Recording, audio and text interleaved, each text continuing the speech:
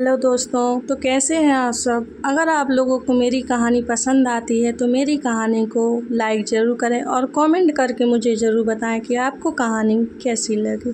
और अगर आप लोग मेरे चैनल पर न्यू हैं तो मेरे चैनल को सब्सक्राइब ज़रूर कर दें। तो आज का पार्ट ए दिल का है, जो कि 23वां भाग है। तो चलिए कहानी शुरू करते हैं। सना अपने मन में कहती है, मेरा क्रश बनना ही था तो कोई और बनता, यही क्यों बना। बेटा आप कहाँ खो गई। जानकी जी सना को चुप देख पूछती हैं। वही सना हड़बड़ा कर, कहीं नहीं, बस थोड़ी परेशान हूँ। मैं भी जाती हूँ, पैकिंग कर लेती हूँ, आज ही जाना है। यह कह वह खुशी के कमरे की ओर चली जाती है। राघव कुछ काम के लिए बाहर जाने लगता है तो शांति जी उसे रोक पूछती हैं, बेटा आप कहीं जा रहे हैं। हाँ दादी, कुछ काम है तो बताइए, मैं कर दूंगा। राघव कहता है, क्या आप सना को उनके घर तक छोड़ देंगे। दरअसल उन्होंने अपने ड्राइवर को कार लेकर वापस घर भेज दिया है, तो उन्हें आने में थोड़ा वक्त लग सकता है, तो क्यों ना आप ही उन्हें छोड़ाएं। शांति जी कहती है। राघवेंद्र मना नहीं कर पाता और हाँ कह देता है। तब तक सामान लिए सना नीचे आती है तो जानकी जी कहती हैं, बेटा जाइए, राघवेंद्र आपको छोड़ देंगे। सना जानकी जी की बात सुनकर कहती हैं, आंटी मैं चली जाऊंगी ना, आप खामा उन्हें परेशान कर रहे हैं। क्यों परेशान होगा, तुम जाओ, वह तुम्हें ठीक से घर छोड़ आएगा। नीलिमा जी कहती हैं। सना अब कुछ नहीं कहती। राघवेंद्र आगे बढ़ जाता है और सना उसके पीछे पीछे चल देती है। वहीं उनके जाने के बाद नीलिमा जी और शांति जी एक दूसरे को देख मुस्कुराने लगते हैं। आप दोनों इतना किस बात पर मुस्कुरा रहे हैं, जानकी जी कहती हैं और शांति जी को मुस्कुराते हुए देखती ही रहती हैं। वहीं जानकी की बात सुन दोनों ही हड़बड़ा जाती हैं, फिर मुस्कुराते हुए कहती हैं, कुछ नहीं, बस कुछ याद आ गया था। नीलिमा जी कहती हैं, क्या बात है, आप दोनों को क्या संग में एक ही बात याद आई। जानकी जी कहती हैं, जानकी मुझे चाय पीना है तो पिलाएगी। शांति जी कहती हैं। बात बदलती हुई कहती हैं, जी माँ। यह कहे जानकी जी किचन की ओर चली जाती हैं। धीरज खुशी की बात सुन उसे देखता है, फिर कहता है, इन 10 साल में भले ही तुम्हारा चेहरा भूल गया था, लेकिन तुम्हारी यह नीली आंखें कभी नहीं भूला। जब इंडिया वापस आए तो सबसे पहले बनारस आया। मैं इस आश्रम में जाकर तुम्हें ढूंढा, लेकिन तुम नहीं मिली। मुझे यह नहीं पता कि तुम मेरे इतने सामने हो और मैं तुम्हें कहाँ कहाँ ढूंढ रहा था। तुम मुझे 4 साल से प्यार कर रही थी, ये भी नहीं पता था जिस लड़की को मैं पिछले 4 सालों से ढूंढ रहा था वह मेरे सामने थी, लेकिन मैं उसे पहचान नहीं पाया। जिस दिन तुम्हारी शादी थी और मेरी नज़र जब तुमसे मिली और तुम्हारी नीली आंखों में आंसू देखा तो दिल ने दिल से कहा, जिसे मैं ढूंढ रहा हूँ वह तुम ही हो।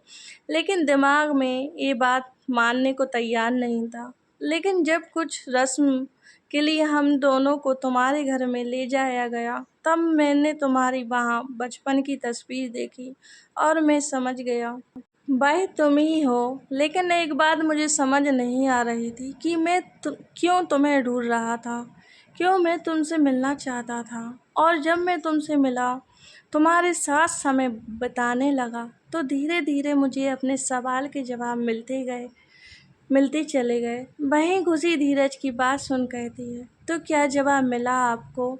यह कहे वह धीरज की आंखों में देखने लगती है, जैसे वह जानती थी धीरज का जवाब, लेकिन उसे बेचैनी भी हो रही थी और वह इस बेचैन हो चुकी आंखों से धीरज की आंखों में देखने लगती है। वहीं धीरज खुशी की बात को सुनता है और उसकी आंखों में देखता है और वह जैसे उसे सवाल के जवाब को कहने जाता है कि उसे कुछ याद आता है और वह खुशी से अपनी नज़र फेरते हुए कहता है, क्या तुम यह नहीं जानना चाहती कि मेरा और रोहिणी का क्या रिश्ता है। वहीं खुशी धीरज के मुंह से रोहिणी का जिक्र सुन उसके चेहरा तकलीफ से भर जाता है और वह कहती, नहीं, रहने दीजिए, आपके और रोहिणी जी के रिश्ते के बारे में हमें नहीं जानना, क्योंकि वह ऐसे ही हमें दिखता है कि आप उन्हें कितना प्यार करते हैं। हमें आपके परिवार के बारे में जानना था। जिस तकलीफ़ से आप गुज़र रहे थे, बस उस तकलीफ़ के बारे में जानना था, जो हम जान चुके हैं और बस इतना ही कहना चाहते हैं आपसे कि अतीत का बोझ उठा आगे की ज़िंदगी काटी नहीं जा सकती। जानते हैं बहुत ही तकलीफ़ देगी, पर कुछ टाइम के लिए होगी, लेकिन आने वाला कल शायद खुशियों से भरा हो। आपका आपका बदला लेना उन लोगों से जायज़ है, लेकिन इस तरह खुद को तकलीफ़ देकर नहीं। इससे आप भले ही अपना बदला तो ले लो, पर शायद वह सुकून आपको ना मिले। हमारे कहने का मतलब आप समझ रहे हैं, अतीत के साथ नहीं चला जा सकता और ना ही पूरी ज़िंदगी काटी जा सकती है। ठीक उसी तरह हम भी आपका अतीत और आपका आने वाला कल रोहिणी। और रही बात हमारी शादी की, तो एक ना एक दिन यह एक मोड़ पर आकर हम दोनों के रास्ते अलग ही होने थे। अब हम चलते हैं, आपका और हमारा साथ यहीं तक था। यह कह खुशी आगे बढ़ जाती है। खुशी अपने मन में कहती है, हमें माफ़ कीजिए कि हमने यह सब आपसे कहा, लेकिन हम जानना चाहते हैं आपके दिल में हमारे लिए क्या है। जो हम महसूस करते हैं आपके लिए, क्या आप भी करते हैं? और ये जानने के लिए हमें आपसे दूर भी रहना हो तो हम रहेंगे।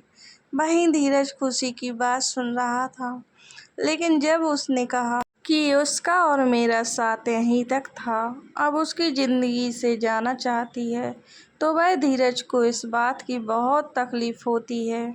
उसकी आँख नम हो गईं। जो लड़का अपने चाचा चाची की मौत पर नहीं रोया, वह किसी लड़की को अपने से दूर जाने पर उसका दिल भारी होने लगा और आँखें नम हो गईं। खुशी चली जा रही थी कि उसके कान में जानी पहचानी आवाज़ पड़ी, जिसे सुन वो पलट कर देखती है तो धीरज नम आँखों से उसकी ओर देखते हुए गाना गाता है, हमें और जीने की चाहत न होती अगर तुम न होते, अगर तुम न होते, तुम्हें क्या बताएं कि तुम मेरे क्या हो। यह कहते हुए धीरज अपनी दोनों बाहें फैला देता है। वहीं खुशी धीरज का गाना सुनती है तो रोने लग जाती है और दौड़ते हुए धीरज के गले लगती है। वहीं धीरज भी उसे अपनी बाहों के घेरे में ले लेता है और कहता है, प्लीज़ जान, don't leave me, I need you, I really need you. मैं तुम्हारे बिना नहीं रह सकता। I love you so much. मैं नहीं रह सकता तुम्हारे बिना। आगे की ज़िंदगी जीने का मैं नहीं सोच सकता जान। यह कहते हुए वह उसके पूरे फेस पर किस करने लगता है। वहीं खुशी धीरज की बात सुनती है तो उसका रोना और बढ़ जाता है और वह रोते हुए कहती है, तो क्या हम आपके बिना रह पाएंगे? आप ही हमें खुद से दूर कर रखे हैं। हमें तो जब से आपसे प्यार हुआ था, तब से हमने आपको अपना सब कुछ मान लिया था। वहीं राघव गाड़ी चला रहा था और उसके बगल में बैठी सना शांति से बैठी थी। गाड़ी में शांति छाई हुई थी। तब राघवेंद्र कुछ देर शांत रहता, फिर कहता है, कांग्रेचुलेशन, तुम्हारी शादी तय होने वाली है। वही सना राघव की बात सुन कहती है, तभी मैं सोचूं तुम अभी तक शांत क्यों बैठे हो।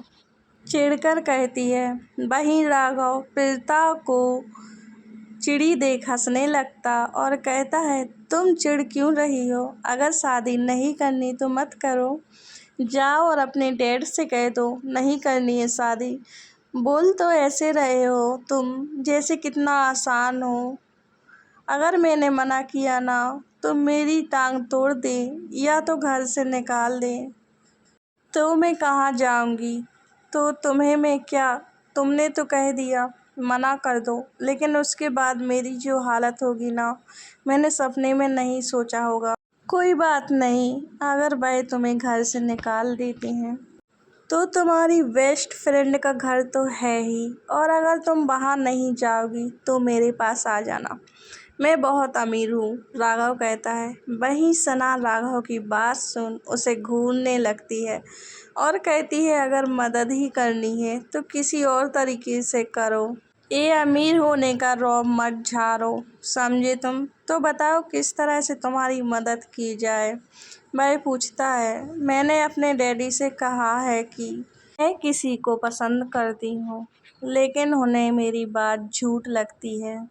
सना कहती है, तो क्या तुम सच में किसी को पसंद करती हो? राघव कहता है, अरे नहीं, आज तक कोई भी मुझे मेरे टाइप का नहीं मिला और मैं झूठ बोलने में थोड़ी कच्ची हूँ, जल्दी पकड़ी जाती हूँ। बस सना कहती है, मेरे पास एक प्लान है, अगर तुम्हें ठीक लगे तो बोलो। राघवेंद्र सना की बात को कुछ सोचते हुए कहता है, मेरे पास एक प्लान है। सना पूछती है, तुम अपने डैडी से मुझे मिलवा दो, बस बॉयफ्रेंड के तौर पर, तो तुम्हारे डैड को यकीन हो जाएगा कि तुम सच बोल रही हो।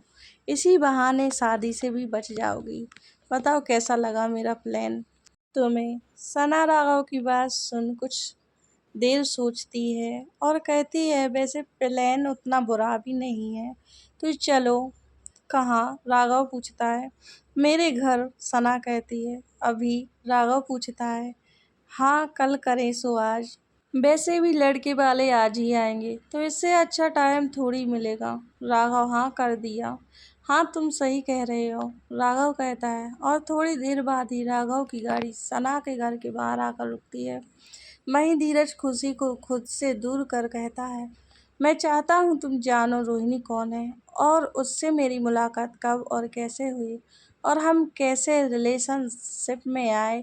वहीं खुशी सीधी धीरज को देखती है, जिसके चेहरे पर सीरियसनेस झलक रही थी। वह कुछ नहीं कहती, बस अपना सर हाँ में हिला देती है। तो धीरज कहता है, जब मैं माफिया की दुनिया में कदम रखा था, तब मेरी मुलाकात उससे हुई थी। वह एक माफिया थी। शुरू में उसने मुझे बताया कि वो एक मॉडल है, लेकिन बाद में पता चला कि वो भी अंडरवर्ल्ड गैंग में काम करती है। लेकिन मेरा प्लान वहाँ के अंडरवर्ल्ड के राजा को खत्म कर उस गड्डी पर बैठना था। रोहिणी को पता चल चुका था, तो उसने मेरा साथ देने को कहा और उसके साथ के बिना मैं अंडरवर्ल्ड डॉन तक नहीं पहुंच सकता था। इसलिए मैं उसकी मदद लेने के लिए तैयार हो गया और उसकी मदद से मैंने उस डॉन को उसकी गद्दी से हटा दिया और उसे मार डाला। उसने जितनी लड़कियों को अगवा किया था, उन्हें उन सब के घर वापस पहुंचा दिया था। लेकिन इस बात की खबर बिलाल और माइंग तक पहुंच गई कि उन्हें ढूंढा जा रहा है और वो मेरे हाथ लगते उससे पहले बच निकले। मैं बहुत परेशान था। रोहिणी बहुत इंटेलिजेंट थी और मेरे फ़ायदे के लिए भी थी, तो मेरे साथ अब तक रही वो, लेकिन उससे प्यार कभी कर नहीं पाया और शायद इसकी वजह तुम थी। दिल के किसी कोने में तुम्हारी वो आँखें अब भी बसी थीं, जो रोहिणी के करीब जाता तो वो तुम्हारी आँखें मेरी आँखों के सामने आ जाती, जिससे मैं कभी सना के साथ इंटीमेट हो ही नहीं पाया। अब तक चुपचाप से सुन रही खुशी धीरज की सारी बातों को सुन कहती है, तो क्या अब आप उन्हें छोड़ सकती हैं? वहीं धीरज खुशी की बात सुन कहता है, ऐसा नहीं कर सकता हूँ अभी। क्यों क्यों आप ऐसा नहीं कर सकते हैं? अब तो आप उन्हें छोड़ सकते हैं ना, अब तो उन्हें छोड़ दीजिए। खुशी नम आंखों से कहती है, उसकी एक वजह है जो मैं उसे नहीं छोड़ सकता। मेरी बात समझो तुम, ऐसी भी क्या वजह है जो आप उसे छोड़ नहीं सकते? खुशी पूछती है। बहन धीरज की बात सुन खुशी को गुस्सा आ जाता है और वो चिल्लाते हुए कहती है, जब भी हम आपसे कुछ पूछते हैं आप हमारी बातों को टाल देते हैं। समझते क्यों नहीं हैं आप हमारे जज्बातों को? या तो आप हमें बताना नहीं चाहते या फिर हम उस काबिल ही नहीं समझते आप। खुशी अपनी बात कह चुप हो जाती है। यह पहली बार था जो उसे इतना गुस्सा आया था। वहीं धीरज खुशी को इतने गुस्से में देख हैरान हो उसे देखने लगता है। उसकी आवाज़ जैसे उसके गले में अटक गई हो। वहीं खुशी धीरज को चुप देख फिर कहती है, हमने कुछ पूछा है आपसे, जवाब दीजिए। क्या जवाब दूँ तुम्हें? क्या सुनना चाहती हो मुझसे? यही कि क्या वजह है तो सुनो। धीरज भी खुशी को बार बार एक ही सवाल करने की वजह से झुला जाता है। चिल्लाते हुए कहता है, मैंने बिलाल को नहीं देखा है। मेरे घर में जो कैमरा लगा हुआ था उसमें सिर्फ उन लोगों का बैग दिख रहा है। मैंने उस माइक का चेहरा देखा है, उसे जानता हूँ। लेकिन उस बिलाल को मैंने नहीं देखा। कैसा दिखता है, वह कहाँ है और क्या कर रहा है, मुझे कुछ भी नहीं पता। और एक लौती रोहिणी है जिसने बिलाल को देखा है। इतने सालों से मैंने उसका भरोसा जीता था कि वह मुझे बताए कि वह कहाँ है और कैसा दिखता है। वह भले ही गैर कानूनी कामों में मेरा साथ देती है, लेकिन तुम उसे जितना अच्छा समझती हो वह है नहीं। जिस दिन वह मुझे सच बताने वाली थी, उस दिन दादी के साथ बनारस आना पड़ा मुझे, और फिर तुमसे शादी हो गई। और जब उसे हमारे रिश्ते के बारे में पता चला तो उसने सच्चाई बताने से इनकार कर दिया। यह बताऊं तुम्हें मैं कि हमारा रिश्ता जानने के बाद उसने मुझे उस बिलाल के बारे में नहीं बताया, और वह कभी बताएगी या नहीं यह मैं जानता तक भी नहीं। और वह चुप हो जाता है और अपनी पीठ खुशी की तरफ कर लेता है। वहीं खुशी धीरज की बात को सुन स्तंभ हो बस धीरज की पीठ को देखने लगती है और अपने मन में कहती है, इसका मतलब हमारे बीच में आ जाने की वजह से यह उस घटिया इंसान से बदला नहीं ले पा रहे हैं, सिर्फ और सिर्फ हमारी वजह से। अब हमें ही कुछ करना होगा। यह कह वह रूम से बाहर निकल जाती है। वहीं धीरज अपनी बातों को याद करता है तो उसे महसूस होता है, तो वह खुद से कहता है, शिट, जाने अनजाने में मैंने गलत कह दिया। और जैसे ही कुछ कहने को पलटता है तो खुशी वहाँ नहीं थी। खुशी को वह रूम में और इधर उधर देखने लगता है, और जब खुशी उसे वहाँ नहीं मिलती तो वह रूम से बाहर की ओर भागता है। वही राघवेंद्र सना दोनों ही सना के घर के बाहर खड़े थे। एक पल को अपने घर को देखती, फिर राघव की तरफ देखती है। दोनों घर के अंदर पहुंचते हैं तो सामने का नज़ारा देख हैरान हो जाते हैं। सना वहीं सना के पापा श्याम जी सना को देख जल्दी से उसके पास जाकर कहते हैं, तुम आ गई, चलो आओ, लड़के वाले आ गए हैं। वहीं सना अपने पापा की बात सुन अपनी जगह से हिलती तक नहीं। तभी वहाँ सना की माँ माला जी आती हैं और धीरे से कहती हैं, बेटा चलो। सना अपने पापा को देखकर कहती है, पापा मैंने कहा था मैं किसी को पसंद करती हूँ। वहीं श्याम जी सना की बात सुन थोड़ी गुस्से से मगर धीरे से कहते, जितना कहा है उतना करो, तुम उस बारे में हम बाद में बात करेंगे, ठीक है। सना अपने पापा की बात सुन एक बार उन्हें देखती है, फिर लड़के वालों के पास जाकर कहती है, आई एम सॉरी पर मुझे ये रिश्ता मंजूर नहीं, आप यहाँ से जा सकते हैं। वहीं लड़के वाले यह बस सुन उठ जाते हैं और जाते हुए श्याम जी को गुस्से से कहते हैं, जब यह रिश्ता करना ही नहीं था तो क्या आपने हमें हमारी बेइज्जती करने के लिए बुलाया था। श्याम जी वो लोग गुस्से से वहाँ से चले जाते हैं। यह क्या हरकत सना, आपको यह रिश्ता मंजूर नहीं था तो ठीक है, लेकिन ऐसे उनके मुंह पर इनकार करने की क्या ज़रूरत थी। माला जी कहती हैं, माँ मैंने डैड से कहा था कि मैं किसी को पसंद करती हूँ। यह कह वह राघव के पास जाती है और उसका हाथ पकड़ माला जी के पास लाती है। माँ मैं जिससे प्यार करती हूँ। तभी श्याम जी सना के पास जाते हैं और उसको अपनी तरफ खींचकर एक जोरदार थप्पड़ लगा देते हैं और दूसरी बार अपना हाथ उठाते हैं। उससे पहले राघव उसका हाथ पकड़ लेता है और थोड़ा गुस्से में कहता है, आपकी प्रॉब्लम क्या है। जब हम दोनों एक दूसरे से प्यार करते हैं तो आप यह रिश्ता एक्सेप्ट क्यों नहीं कर लेते। तुम होते कौन हो बाप बेटी के बीच में बोलने वाले। श्याम जी गुस्से से कहते हैं। वही सना बस आंखों में आंसू लिए अपने पापा को एकटक देखे जा रही थी। माला जी उसे संभाले खड़ी थी। मैं बीच में नहीं पड़ता, लेकिन आपने उस पर हाथ उठाया तो मुझे बीच में आना पड़ा, और मैं उससे प्यार करता हूँ तो मुझे बोलने का हक है।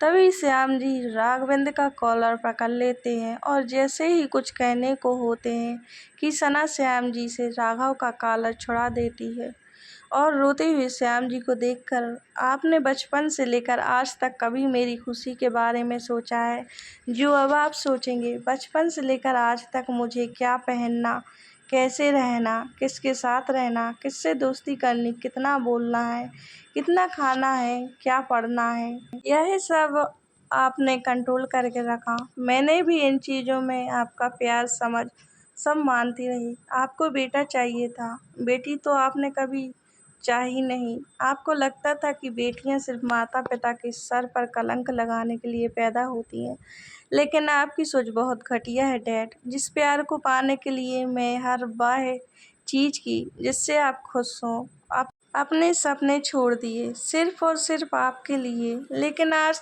मैंने सिर्फ आपसे एक चीज़ मांगी थी कि मुझे शादी अभी नहीं करनी, लेकिन आपने मेरी बात सुनी नहीं और तय कर दिया रिश्ता अपने दोस्त के साथ जिनकी सोच आपकी तरह है। आगे चलकर मेरी बेटी हो तो उसे ये सब झेलना पड़े। बिल्कुल नहीं, मुझे नहीं करनी शादी। अगर करूँगी तो अपनी मर्जी से, अपने पसंद के लड़के से ही करूँगी। सना खुद को कठोर दिखाते हुए श्याम जी से कहती है, तो तुम इस घर में क्या कर रही हो? निकल जाओ मेरे घर से। इतनी ही प्रॉब्लम है तो पकड़ो अपने इस आवारा आशिक का हाथ और जाओ यहाँ से। श्याम जी गुस्से से कहते हैं, यह आप क्या बोल रहे हैं श्याम जी? वह हमारी बेटी है। माला जी रोते हुए कहती हैं, रहने दीजिए मॉम, इन्होंने हमेशा अपने बच्चे की खुशियों से ज़्यादा मान मर्यादाएं पाए हैं। सना कहती है, यह कहे वह घर से बाहर निकल जाती है। राघव उसके पीछे पीछे चल देता है। सना अपने घर के बाहर आकर बस रोई जा रही थी। वहीं राघव कुछ देर सना को ऐसे ही रोते हुए देखते रहता है, फिर आगे बढ़ सना को पीछे से ही अपनी बाहों में भर लेता है। सना रोती हुई, मुझे खुशी के घर ले चलो प्लीज़। राघव कुछ कहता नहीं, बस अपना सर हाँ में हिला देता है। फिर दोनों गाड़ी में बैठते हैं और राघव गाड़ी स्टार्ट कर देता है। सना चुपचाप बैठी थी। उसे उदास देख रहा राघवेंद्र कहता है, अगर रोने से लाइफ में सब कुछ ठीक हो जाता तो आधी दुनिया तो रोती ही रहती। सच्चाई को एक्सेप्ट करो, आगे बढ़ना सीखो। जो लोग तुम्हें आगे बढ़ना देखना नहीं चाहते, वही लोग तुम्हारी कामयाबी देख तुम्हारे पास लौट आएंगे। तो अपने करियर पर ध्यान दो। सना, क्या तुम्हें किसी अपने ने कभी चोट पहुंचाई? अगर पहुंचाई होती तो समझ आता तुम्हें कितनी तकलीफ़ होती है। सना राघव की तरफ देखते ही कहती है, तुम्हें किसने कहा मुझे किसी अपने ने चोट नहीं पहुंचाई? जब अपने प्यार को किसी गैर मर्द की बाहों में देखा तो उससे ज़्यादा तकलीफ़ की बात और क्या होगी? राघव बिना किसी भाव के आगे देखते कहता है। राघव की बात सुन सना खामोश हो जाती है। उसे शब्द ही नहीं मिले कि वह क्या बोले, इसलिए वह गाड़ी के बाहर देखने लगती है। धीरज खुशी को बाहर जाता देख जल्दी से उसकी कलाई पकड़ रोक लेता है और कहता है, कहाँ जा रही हो तुम? वहीं जहाँ हमें पहले होना चाहिए था, वहीं जा रहे हैं ताकि हम आपके बदले के बीच ना आए। खुशी कहती है। खुशी धीरज को कुछ पल यूं ही देखता है। खुशी फिर कहती है, हम एक बात कहें, आप हमें छोड़ दीजिए। धीरज खुशी की बातों को सुन गुस्से में आ जाता है और कहता है, यह जानती हुई भी कि मैं तुमसे प्यार करता हूँ, तुम मुझे छोड़ने की बात बोल रही हो? हाँ, क्योंकि इसी में हमारा और आपकी भलाई छुपी है। आप जिसे ढूंढ रहे हैं वो आपको मिल जाएगा और आपको खुश देख हम भी खुश हो जाएंगे। धीरज खुशी की बात सुनता है और फिर उसका हाथ झटक कहता है, ठीक है, तुम्हें जाना है जाओ, तुम्हारा साथ चाहिए ना रोने का। वैसे भी मैं अकेला हूँ, अकेला ही रहूँगा। जाओ तुम शौक से जाओ, मैं तुम्हें नहीं रोकूँगा। वहीं धीरज की बात सुन खुशी उसके पास जा अपना हाथ उसके दोनों गाल पर रख अपनी तरफ कर लेती है और कहती है, पहले हमारी बात सुन लो, फिर आपको जो बोलना है बोलो। वहीं धीरज खुशी को देख कहता है, नहीं सुनना है तुम्हारी बात, जाओ यहाँ से जब जाना चाहती हो तो। देखिए, हम चाहते हैं आप जब तक अपना बदला ना ले लेते तब तक के लिए हमें दूर रहना चाहिए। प्लीज़ हमारी बात को समझिए आप। खुशी कहती है, पर तुम्हें मुझसे दूर ही क्यों रहना है? मैं नहीं चाहता, समझो मेरी बात को। अगर तुम मुझसे दूर रही तो तुम सेफ नहीं रहोगी, तुम्हारी भी जान को खतरा है। अगर किसी को पता चला तुम मेरी पत्नी हो तो तुम्हें भी नुकसान पहुंचा देंगे।